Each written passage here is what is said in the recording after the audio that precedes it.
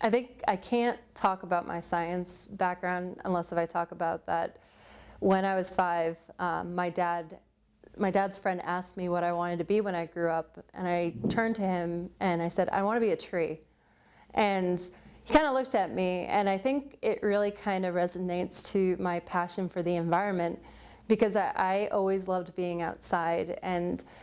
the world around me, I loved touching things and interacting with things. And that really kind of went on even when I was in elementary school, where I was passionate about science. I loved making dioramas and really engaging with the material. And then even though I fell into more of an art field for a while, art deals with science. There's beauty in it in both ways, and they kind of need to work together. One, to showcase the material that we are learning and how to explain it, but also just in the materials too within art. So I had no idea that I was going to end up in the science field. I knew I loved a lot of things, but it wasn't until I started getting into agriculture and growing my own garden and really looking into the chemicals that I was putting into my garden to keep them alive, to help them thriving, and taking classes here at UMass Lowell, I realized that chemicals are everywhere. And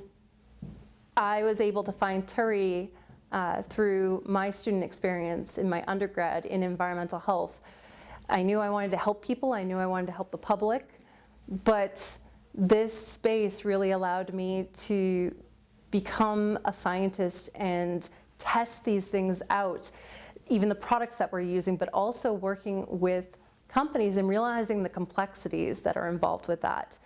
And what I love about this field is that it's not just dealing with chemicals. We can also talk about microbes, organisms of concern, because we use chemicals to be able to kill them to protect ourselves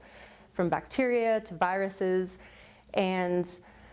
I was able to do my first studies here at TURI as an undergrad, studying steam cleaning from industrial level to even the consumer going to Walmart and buying a steam cleaner on staph and E. coli. And it really made me realize that there are so many different avenues that you could go into in this field, and especially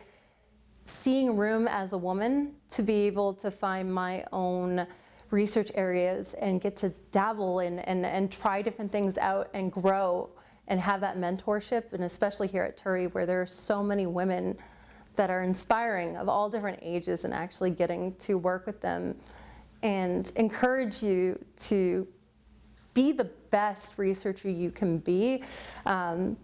You know, that really has drove me to be able to find my confidence in this space as a scientist, and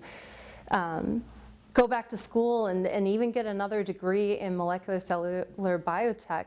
and seeing how I can apply it back here to look at prevention of infectious diseases and reducing our exposure to some of the hazardous chemicals that we're concerned about, that we use on a daily basis in daycares, to, you know, manufacturing of our food. So at the end of the day, I really started to realize that this space, especially toxic use reduction, there's so much room for growth, and as a scientist, being able to make a difference in our community, but also in a workplace setting. So that's really what kind of drove me in this direction to keep going, and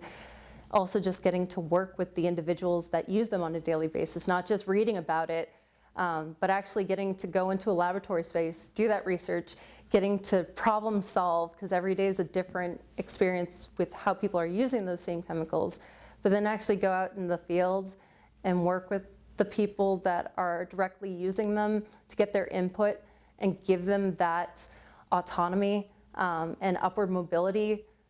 to also be their own citizen scientists. There's something beautiful about that, of making people inspired to be that same scientist in their field.